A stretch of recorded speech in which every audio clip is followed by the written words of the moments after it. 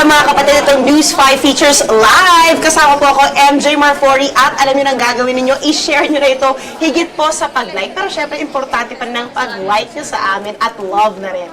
I-heart niyo na yan. Anyway mga kapatid, kasama ko today ang 3 feet po. Not 1, not 2, not 3. Pero natong times na po sila nag-champion sa PBA sa kakatapos na po ng conference, no? Philippine Cup, ang San Miguel Beermen. Kasama po si Coach Leo Austria, Arwin Santos, at MVP Chris Ross. Hello, guys! Ako rin po yung applause. Ako rin po yung nag-applause. Thank you, newsroom. Wala pong TF yun, libre po yun. But anyway, first of all, how was the party? How was everything after the victory? Well, it's hard to explain, you know, because everybody was so happy and we don't know what to do to celebrate our the tripit. Oo, 3 beses, di ba? Gano'n ka, para sa mga player, di ba? How hard is it to achieve that? It's so hard. There's so many different factors that go into winning. First is health. You really have to be healthy for 3 years, and luckily we've had the same core of guys that's together, and no one's been traded. That like our core people haven't been traded, and we've stayed fairly healthy, so that's the main part of it. Yeah, to be consistent. And Coach, kwento niyo naman sa akin, ano ba yung Petronovela? Di ba? Dahil bago raw pala kayo sumali, nahirapan kayo na makapasok man lang sa championship or win, tama ba? Ikaw lalo na. Medyo matagal yan, mga 2012. Okay. Pero nung 2013, nakakuha rin kami ng champion isang beses with Grandi, nag-import. Hindi nga lang all Filipino. Ano lang yun, may mga, siguro dahil sa hindi ganun kaganda pa yung, hindi pa ganun ka-gel yung team namin. Kaya Okay. nangyari. Pero ano bang secret? Ano bang camaraderie niyo ngayon na wala yung team ng iba, di ba? Kaya nabenga niyo itong championship. Siguro kung masasabi ko lang parang ano yung team namin, parang pagka may umutot, ano lang, pagka-achieve lang, accept lang. Ibig sabihin, sobrang kampante na kami sa isa't isa. May mga baho kami sa isa't isa. Sa amin lang yun. Basta importante, Gaya kami, na, ano, buong ano ko buo lang. kami. Ayan. Eh, kayo naman, Coach, yung pagpasok niyo po doon sa team, no? Ano yung naging, kumbaga, style ninyo sa mga bata ninyo para maging ganun nga ka-successful yung pag-gel ng mga relasyon nila sa isa't isa? Unang-una, no, yung latter part ng Petronovela na sinasabi nila, doon lang ako pumasok eh. As an assistant coach. Okay. And then, after a while, nawala ako and then bumalik ako. But in my, I think 2 conferences with the Petrono, no, so I realized na this team is really strong. And I know what to do. That's why nung pagbalik ko, with the help of, RSA, and then, Coach, you handle the team. Ganyan, binigay sa akin responsibilidad. And I said, yes, boss. Alam ko kung paano i-handle ito. Especially with a point guard, Chris Ross. At the time, Chris Ross is not really that a good point guard. But I know how he played in the AB, D-League, PBL. Sabi ko, this guy is really good. They didn't know him. And fortunately, nakuha namin siya from other team, Global, and then Meralco. And ayun, na-develop ko siya as really a superstar. Right now. Actually, lahat nga po ng mga bata ninyo napakagagaling. And kayo mismo sa sarili ninyo, you guys give each time or give each other the time to shine. Can you tell us more about that? Like, Well, we've played together so long that we know when a certain player is feeling good that game, or we know like Game 5, Arwin was really feeling good from his 3-point shot. So I made a concentrated effort of getting Arwin the ball and getting the ball where he really likes it. It's like that with all of our starters. And, we really have a good group of guys that really play well off of each other, and we kind of take a backseat to each other, whoever's feeling good that day or whatnot. so, Yung, basically, kasi, yung maganda kasi sa team namin, walang inggitan factor. Kung sino yung nakakaangat, mas sinusuportahan namin lagi. Wala sa amin yung siya yung go-to guy, siya yung MVP, wala sa amin yun. Basta kung sino yung makangailangan ng tulong namin, bibigay namin yan para mas lalo umangat. Kasi alam namin, naniniwala kami sa isa't isa. ang team na magaling, ang team na malakas, pagka may tiwala kayo sa isa't isa at walang inggitan factor, at willing kang supportan, willing kang iangat yung teammates mo na nadadadown, dapat yun, maniniwala ko na lalakas yung magiging maganda yung resulta ng team. At nakita nyo naman, di ba? Talagang bonggang-bongga yung ano nyo, yung nangyari sa inyo. Any addition to that? Para sa akin, yung key dito sa pagiging solid ng team, unang-una, yung panalo nananalo ka sa game, and then later on, susunod na magiging competitive na kayo. Kasi pagka yung team mo hindi nananalo, lahat ng problema lalabas yan Kaya as a coach, every game gusto kong manalo And lagi nga kaming kinikritisas, especially ako, dahil ba't ang ginagamit ko? Most of the time, itong 5 lang. Dahil they're averaging 38 minutes. Sabi ko, gusto kong manalo para mabuo kami And then kahit ang player hindi mo ginagamit na nanalo kayo, susuporta yan. And yung time nila darating yan And then I think in the near future, dadami yung yung rotation namin So nakita nila kung gaano maglaro, kaya buti maglaro itong first 5 and meron na silang ngayon, tinatarget na magkakaroon ng healthy competition. By doing that, so magiging competitive yung team mo. Actually, ngayong ata nag-note-taking na ibang team. Diba? Sa ganda ng mga shinare ninyo. Pero, maski yung isa po sa mga tanyag din na coach ng PBA, si Coach Tim Cone, sinaludo po kayo. Diba? Kamusta na pala kayo ni Coach Tim Cone? At kayo, Chris Ross. Si Chris Ross. Hindi ko na rin, sinegue ko Coach muna kay Tim, Arwin, pero sa'yo talaga. Coach Leo, we'll talk about Oh my gosh! Talaga meron ka manager to talk about Actually, after that incident, Pinasapasa. and our next game, which I think game 4, so sabay sila doon sa from the parking lot And the good thing is, binati siya ni Coach Tim na good luck sa game mo. And pagdating ng game, ang ganda nga ng laro niya. Good luck May ano pala, epekto sa kanya yun. Maybe that's his fault. Binati niya. Pero alam mo, congratulations again for that. Ito naman yung mga tanong ng fans usually, di ba? Kasi ngayon, Game 5, hanggang Game 5 lang siya. Pero usually daw pag championship, laging hanggang Game 7. Kumbaga, tas minsan sabi na, luto na po ba yan? Ano ba yan? Ano yung mga katotohanan behind that? Dahil kayo mismo yung mga naglalaro at kayo mismo yung part of it. Hindi, para sa akin, hindi naman totoo yung mga luto, nagkakabigayan. Kahit alam nila na same sister company namin ng Ginebra, sa amin trabaho talaga. Kailangan namin, kung gusto namin makakuha yung champion, kailangan trabahoin namin ng sama-sama. Walang bigayan, kahit sabihin mo magkukumpare kami, mag-test friend kami. So wala, basta kami lalaro lang, masasaktan kung magkanatalo ka. Kami, masasaktan kami pag natalo kami. Ibig sabihin, talagang walang bigayan dito sa PBA. What's your reaction to that? For me, I told the guys before the finals that all the writers and stuff are saying that it will be a long series. And I told the guys, I said, fellas, I feel like all Filipino, we have the best team here in the PBA. And the series doesn't have to be long. It can be as short as we want it to be, as long as we go out there and take control of what we can do. Because I feel like we're always playing against each other and not against the other team. Only we can beat us. So I told the guys before game 1, I said, guys, let's go out there and make a statement and let's try to make this series as short as we can. Now, nice statement, of course, Coach. Kayo naman. Tama yung sinasabi nila na pwedeng humaba yung serye dahil alam mo naman Ginebra at saka San Miguel parehong competitive ito True. And maraming tao nag-expect na darating na 7 dahil gusto nila dahil masaya But hindi ko mapipigil yung mga players ko dahil pare-pare yung pagod na Gusto nila as much as possible maikli lang Sabi ko nga nung press conference namin ang forecast ko the shortest is 4 and the longest is 7. May balo na nga daw ng Game 4. Nakakaloka. Pinaready niyo po ba? Hindi naman mangyayari nung Game 4 dahil natalo kami nung second game. So that means magiging at least 4-1. So nangyari yun. And I think yung mga nagpo-forecast niyan, legitimate naman lahat yun But there's no such thing as a good prediction sa kanila dahil hindi mo naman alam talaga kung ano mangyayari.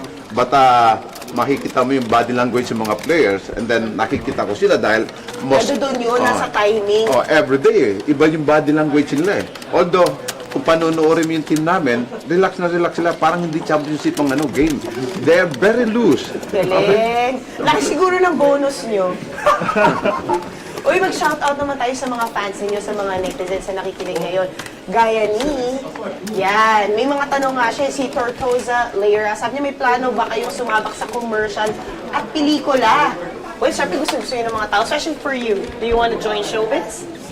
I'm more of the shy type. Like, Really? I'm shy and I'm behind the scenes. Only Benson. On the court, Only Benson. I'm a fiery guy, bro. but showbiz, I don't think it's for me. I'm the shy type. Even just commercials or maybe cameos? Maybe, hopefully. What will make you say yes?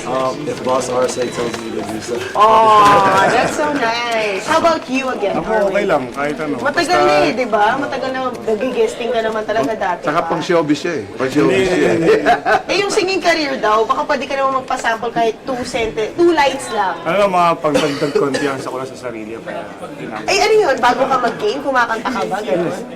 alam ni Coach yan. Oo, ay, actually gusto ko yung naging album mo, no?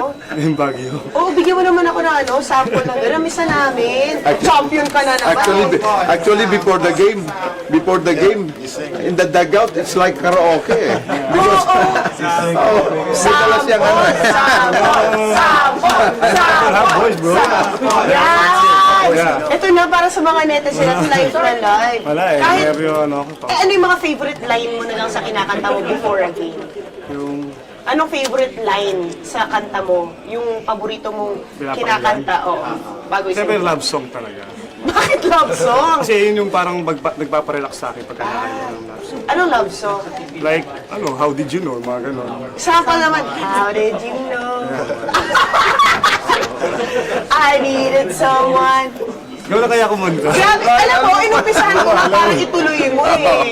Ano ba? Sa yun na yun. Ay, nahihain talaga. Medyo na yung mga magaganda mong daughters. Narinig ko nila na kumakanta ka. Oo, lagi. Yan. Pero ikaw ba, gusto mo i-follow up yon yung singing career mo? Gaya na tanong na ilang mga netizens. Hindi naman. Kaya naman ako gumawa ng kanta. Kaya rin ako nagsusulat. Para lang sa mga yung mga natututunan sa buhay. Kailangan may laman. Kumbaga related siya sa life ko. Tapos related sa mundo. Wait, ito sabi mo siniseryoso, nabasa na nga ni Chris to. So, yeah, I'm gonna ask you, how's your love life? Why are you laughing? I've been single for maybe a year now, so just been focusing on basketball. Oh! So you're in the market? For now. Yeah, because it's, you have His vacation love time. life is only San Miguel. Kaya nag-MVP siya eh. Mas matanda may nakafeel. What are the qualities you are looking for in a woman? Nothing, just she has a like to laugh and smile. I love laughing and smiling and simplifying life. Nice. So, would it be a Filipina or... Yeah, for sure. How about you, Arwin? How's your love life? Sobrang okay naman. Sobrang. Nandiyan yung mga kids. Helen Prueba. Okay naman. Masaya. Sobrang supportive lang sa Nice. Kayo ba, may nirereto kayo kay Chris? kay Chris. Minsan, pag kami mga pero kayang-kaya ni Chris yan. Diskarte niya. Kasi hindi namin Yan, dito gusto daw niya. kailangan ng wingman. Yun! Kung ano yung dadalhin ni Chris sa bahay namin, walang problema. Yan, talagang with open arms. Ay, ano advice mo, Coach? Kailangan ba dumaan din sa inyo, pakilala sa inyo si girlfriend bago kayo pumayag ng magkakabit Wala si Lucas Leo dyan. Malalaki na sila, ano na nila yan eh. Talaga? Pero hindi naman talagang pagdating sa love life wala akong experience diyan eh. Wala ka experience. Wala experience ako dahil isa lang yung experience ko eh. My one and only wife. Ano naman po yung advice mo na lang kay Chris? Well, Si Arwin alam na yan. May asawa na din.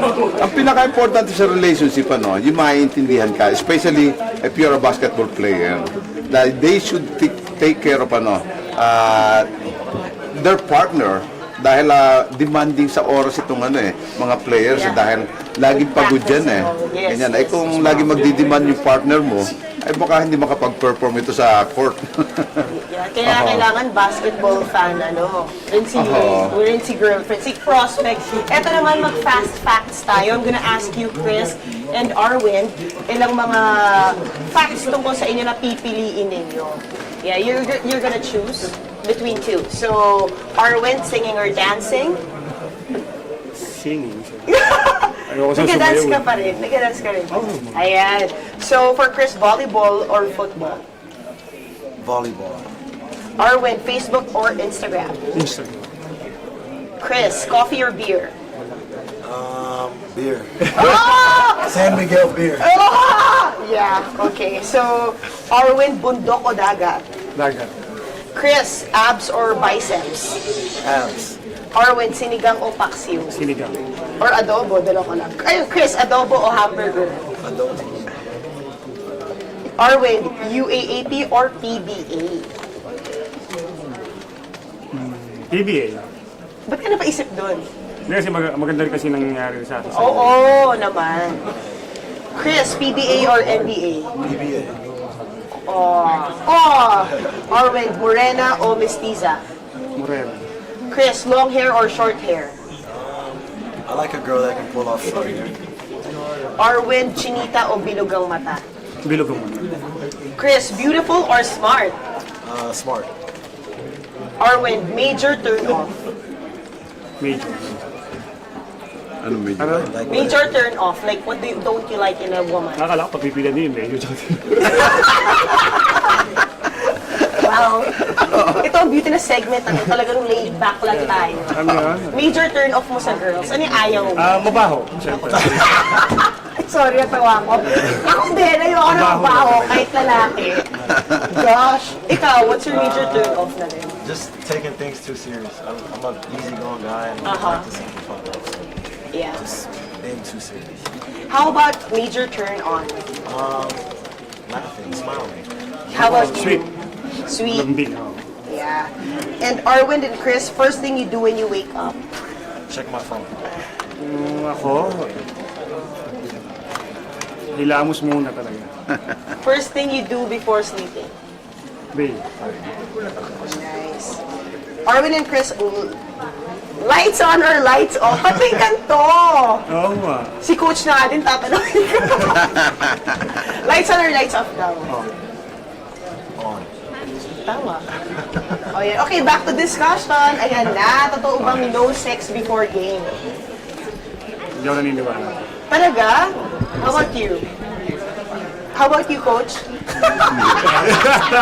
No sex daw before game. I was taught sex isn't for pleasure, right? Yeah. It's to produce life. So when you have sex, your body gives all of its Relax, energy to produce the life, and then you kind of lose energy. So you need all of that energy. Huwag lang sobra. Not Naka-experience ka na ba ng player na na sobrang? So anyway, coach, eto na po talaga. Anong plans you for the next conference? Right now, we're thinking of to resume our practice next week. But Next week na po agad? because the next conference is on March 17, so we don't have ample time to Okay. to prepare. But because of the recent conference, so it's really hard for us to recharge dahil pagod na pagod sila especially yung starters ko ganyan But I think bibigyan ko sila ng panahon na mag-isip-isip ulit. That's nice. Makakapahinga naman kayo. Like before your training next week? Makakapahinga naman. Bibigyan naman kami ni coach ng konting pahinga para maliban doon sa schedule namin. Konti lang. Konti lang talaga. Kailangan manalo. Kasi mahirap next conference Kami ang target True. Dahil every time na you're on top, ikaw yung Ibagsak. ibagsak na. Do you guys have any events, of course, since, with your fans, with your loyal fans? Tomorrow we have a party at Robinson's Magnolia. Magnolia. Noelia. Tomorrow, Robinson. and then I think that's from 5 p.m. to 7 p.m. I think. And then we have another party with the San Miguel. employees of San Miguel on Ortigas. Friday. That's really nice. Can you invite the fans there? Is it open to your fans? Tomorrow, the one Robinson's Magnolia. Please join us. Magnolia, magkita-kita tayo. I think it's At 4:30. 4:30. 4:30 p.m. po Robinson's Magnolia sa Quezon City po yan. Please join us and party with us. So, Enjoy. we're in Robinson's Magnolia though. Out. Sa New Manila. Sa New Manila. New Manila. Opo. I mean sa activity center. Yeah. Ayan. So, kompleto po sila doon. At ang mga paborito nyo player sa Sun League darating po dyan. At hindi lang yan. Saan kayo pwede follow sa social media? Lahat ng gusto nyo i-promote. This is your chance. Pati yung mga sponsors nyo, etc. Ako sa Twitter ko, Will Sotnas, tsaka sa Instagram, same account. Follow nyo ako doon. Ila-likes ko mga likes niyo. Yan. And mine is at CMRoss6 on IG and Twitter. And of course, your message to your loyal fans who love you guys so much. Siyempre sa lahat ng fans, sobrang thank you na alam namin na talagang nakikipag-sigawan, nakikipag-asaran sa mga libo-libong fans ng Ginebra. Maraming salamat sa inyo. Sana kahit hindi na sa tagumpay, kahit sa biguan, sana nandiyan pa rin kayo sumusuporta sa atin. Chris? Just thank you for being there for us through the ups and downs. We've had a lot of down times before we've been up, and just like to thank you guys for staying with us and sticking with us through thick and thin, and your support is greatly appreciated. And of course, Coach. Maraming salamat sa PBA fans, lalong-lalo na sa San Miguel fans na alam namin na they're always there. Umulat bumagyo, naandyan yung mga yan ang talagang sumusuporta sa amin, nagdadasal, and talagang lagi sila nasa tabi namin. Salamat. Thank you so much sa lahat ng nanood ngayon sa News 5 Features. Guys, remember, higit sa like, pakishare po ito, News 5!